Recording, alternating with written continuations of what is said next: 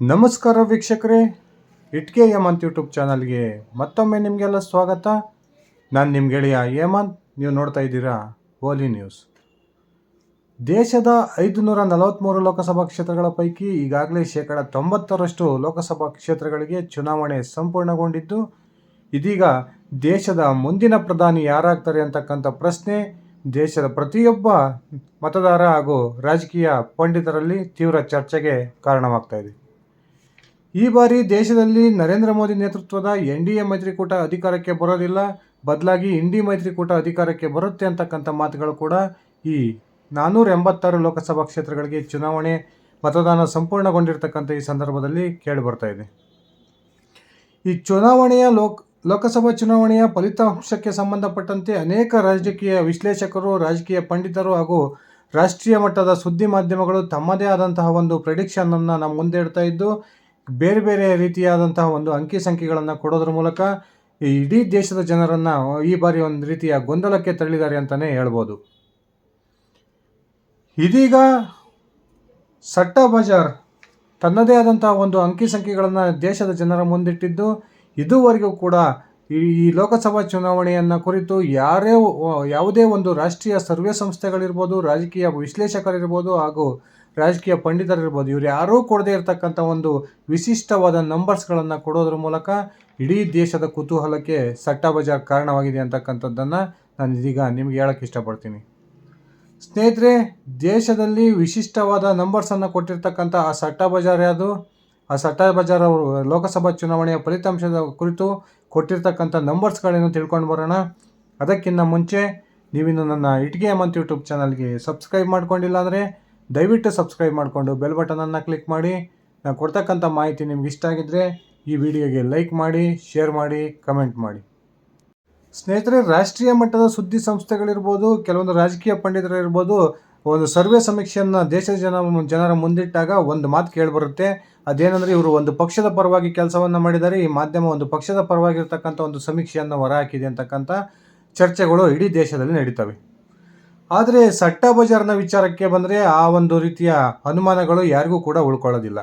ಯಾಕಂದರೆ ಕಳೆದ 2023 ಕರ್ನಾಟಕದ ವಿಧಾನಸಭಾ ಚುನಾವಣೆಯಲ್ಲಿ ಸಟ್ಟಾ ಬಜಾರ್ ಕೊಟ್ಟಿದ್ದಂತಹ ಒಂದು ಅಂಕಿ ಸಂಖ್ಯೆಗಳು ಏನಿತ್ತು, ಅದೇ ರೀತಿ ಈ ಮೊನ್ನೆ ತಾನೇ ಮುಕ್ತಾಯಗೊಂಡಂತಹ ಪಂಚರಾಜ್ಯ ಚುನಾವಣೆಯಲ್ಲಿ ಯಾವ ರಾಜ್ಯದಲ್ಲಿ ಯಾವ ಪಕ್ಷಗಳು ಅಧಿಕಾರಕ್ಕೆ ಬರ್ತವೆ ಅಂತಕ್ಕಂಥ ಮಾಹಿತಿಯನ್ನು ಏನು ಸಟ್ಟಾ ಬಜಾರ್ ಕೊಟ್ಟಿತ್ತು, ಬಹುತೇಕ ಸಟ್ಟಾ ಬಜಾರ್ ಕೊಟ್ಟಿದ್ದಂತಹ ಅಂಕಿ ಸಂಖ್ಯೆಗಳೇ ಆ ಒಂದು ಚುನಾವಣೆಯ ಫಲಿತಾಂಶದಲ್ಲಿ ಹೊರಗೆ ಬಂದಿದ್ದನ್ನು ನಾವು ನೋಡಿದ್ದೀವಿ. ಈ ಸಟ್ಟಾ ಬಜಾರ್ ಅಂತಕ್ಕಂಥದ್ದು ಯಾವುದೇ ಒಂದು ಪಕ್ಷದ ಪರವಾಗಿ ಯಾವುದೇ ಕಾರಣಕ್ಕೂ ತನ್ನ ಪ್ರಿಡಿಕ್ಷನನ್ನು ಹೊರಹಾಕಲ್ಲ.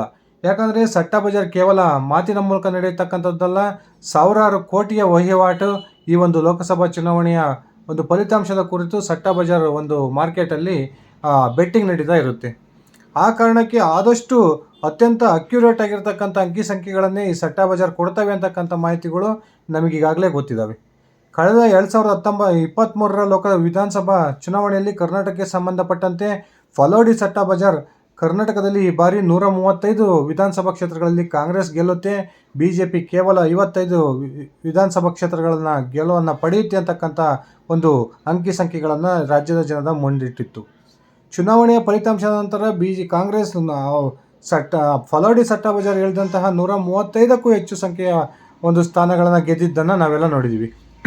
ಅದೇ ರೀತಿ ಪಂಚರಾಜ್ಯ ಚುನಾವಣೆಯಲ್ಲೂ ಕೂಡ ಈ ಫಲೋಡಿ ಸಟ್ಟಾ ಬಜಾರ್ ಯಾವ್ಯಾವ ರಾಜ್ಯದಲ್ಲಿ ಯಾವ್ಯಾವ ಪಕ್ಷ ಅಧಿಕಾರಕ್ಕೆ ಬರುತ್ತೆ ಅಂತ ಅಂಕಿ ಸಂಖ್ಯೆಗಳನ್ನು ಕೊಟ್ಟಿತ್ತು, ಆ ಪಕ್ಷವೇ ಆ ಎಲ್ಲ ರಾಜ್ಯಗಳಲ್ಲಿ ಅಧಿಕಾರಕ್ಕೆ ಬಂದಿರತಕ್ಕಂಥದ್ದನ್ನು ನಾವು ನೋಡಿದ್ದೀವಿ.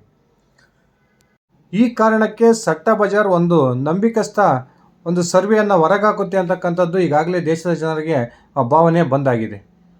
ಇದೀಗ ದೇಶದ ಲೋಕಸಭಾ ಚುನಾವಣೆಯನ್ನು ಕುರಿತು ಫಲೋಡಿ ಸಟ್ಟಾ ಬಜಾರ್ ತನ್ನದೇ ಆದಂಥ ಒಂದು ಅಂಕಿ ಸಂಖ್ಯೆಗಳನ್ನು ಮುಂದಿಟ್ಟಿದೆ. ಈ ಅಂಕಿ ಸಂಖ್ಯೆಗಳನ್ನು ಮುಂದಿಡೋದ್ರ ಮೂಲಕ ಇದುವರೆಗೂ ಕೂಡ NDA ಮೈತ್ರಿಕೂಟಕ್ಕೆ ಯಾವೊಂದು ಸರ್ವೆ ಸಂಸ್ಥೆಗಳು ಕೊಡದಂತಹ, ಯಾವೊಬ್ಬ ವಿಶ್ಲೇಷಕನು ಈ ಅಂಕಿ ಸಂಖ್ಯೆಗಳನ್ನು ಕೊಡದಂತಹ ಒಂದು ನಂಬರ್ಸನ್ನು ಫಲೋಡಿ ಸಟ್ಟಾ ಬಜಾರ್ ಕೊಡೋದ್ರ ಮೂಲಕ ಇಡೀ ದೇಶದ ಜನರಿಗೆ ಆಶ್ಚರ್ಯವನ್ನು ಉಂಟು ಮಾಡಿದೆ ಅಂದರೆ ತಪ್ಪಾಗೋದಿಲ್ಲ. ಈ ಫಲೋಡಿ ಸಟ್ಟಾ ಬಜಾರ್ ಪ್ರತಿದಿನ ಅಪ್ಡೇಟನ್ನು ಮಾಡ್ತಾನೆ ಇರುತ್ತೆ. ಲೋಕಸಭಾ ಚುನಾವಣೆ ಫಲಿತಾಂಶಕ್ಕೆ ಕುರಿತು ಇವತ್ತು ಒಂದು ಅಂಕಿ ಸಂಖ್ಯೆಗಳನ್ನು ಕೊಟ್ಟರೆ ನಾಳೆ ಒಂದು ಅಂಕಿ ಸಂಖ್ಯೆಗಳನ್ನು ಕೊಡ್ಬೋದು. ಆದಷ್ಟು ಅಕ್ಯುರೇಟ್ ಆಗಿರ್ತಕ್ಕಂಥ ಸಂಖ್ಯೆಗಳನ್ನು ಕೊಡೋದಕ್ಕೆ ಸಟ್ಟಾ ಬಜಾರ್ ಪ್ರಯತ್ನವನ್ನು ಮಾಡುತ್ತೆ ಅಂತಕ್ಕಂಥದ್ದು ದೇಶದ ಜನರಿಗೆ ಗೊತ್ತಿದೆ.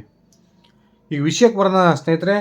ಈ ಫಲೋಡಿ ಸಟ್ಟಾ ಬಜಾರ್ ಪ್ರಕಾರ ಈ ಬಾರಿ ಯಾರೂ ಕೂಡ ನಿರೀಕ್ಷೆ ಮಾಡಿದಂತಹ ರೀತಿಯಲ್ಲಿ ದೇಶದಲ್ಲಿ NDA ಮೈತ್ರಿಕೂಟ ಅತ್ಯಂತ ಹೆಚ್ಚು ಲೋಕಸಭಾ ಕ್ಷೇತ್ರಗಳನ್ನು ಗೆಲ್ಲುತ್ತೆ ಅಂತಕ್ಕಂಥ ಒಂದು ಶಾಕಿಂಗು ನಂಬರ್ಸನ್ನು ಇದೀಗ ಈ ಫಲೋಡಿ ಸಟ್ಟಾ ಬಜಾರ್ ದೇಶದ ಜನರ ಮುಂದಿಟ್ಟಿದೆ.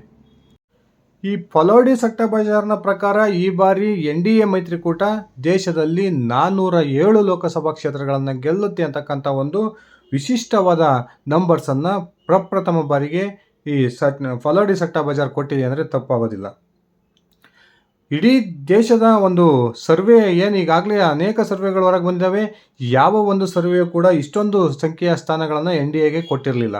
ಆದರೆ ಇದೀಗ ಫಲೋಡಿ ಸಟ್ಟಾ ಬಜಾರಿಂದ ಹೊರಗೆ ಬಂದಿರತಕ್ಕಂಥ ಲೇಟೆಸ್ಟ್ ಸರ್ವೆಯ ಪ್ರಕಾರ ದೇಶದಲ್ಲಿ ಈ ಬಾರಿ NDA ಮೈತ್ರಿಕೂಟ 407 ಲೋಕಸಭಾ ಕ್ಷೇತ್ರಗಳನ್ನು ಗೆಲ್ಲೋದ್ರ ಮೂಲಕ ಅತ್ಯಂತ ಒಂದು ಸುಭದ್ರವಾದ ಈ NDA ನೇತೃತ್ವದಲ್ಲಿ ಮತ್ತೊಮ್ಮೆ ನರೇಂದ್ರ ಮೋದಿ ಪ್ರಧಾನಿ ಆಗ್ತಾರೆ ಅಂತಕ್ಕಂಥ ಒಂದು ಮಾತನ್ನು ಹೇಳಿದೆ.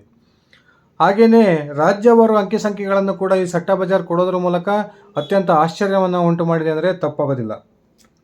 ಅದರಲ್ಲೂ ಕೂಡ ದಕ್ಷಿಣ ಭಾರತದ ಸುಮಾರು 6 ರಾಜ್ಯಗಳ ಲೆಕ್ಕಾಚಾರವನ್ನು ಕೂಡ ಈ ಸಟ್ಟಾ ಬಜಾರ್ ಅತ್ಯಂತ ಪಕ್ಕವಾಗಿ ಕೊಟ್ಟಿದೆ ಅಂತಲೇ ಹೇಳ್ಬೋದು. ತಮಿಳುನಾಡಿನ 39 ಲೋಕಸಭಾ ಕ್ಷೇತ್ರಗಳ ಪೈಕಿ ಏನು ಕಳೆದ ಬಾರಿ ಲೋಕಸಭಾ ಚುನಾವಣೆಯಲ್ಲಿ BJP ಒಂದೇ ಒಂದು ಸ್ಥಾನವನ್ನು ಗೆಲ್ಲೋದಕ್ಕೆ ವಿಫಲ ಆಗಿತ್ತು.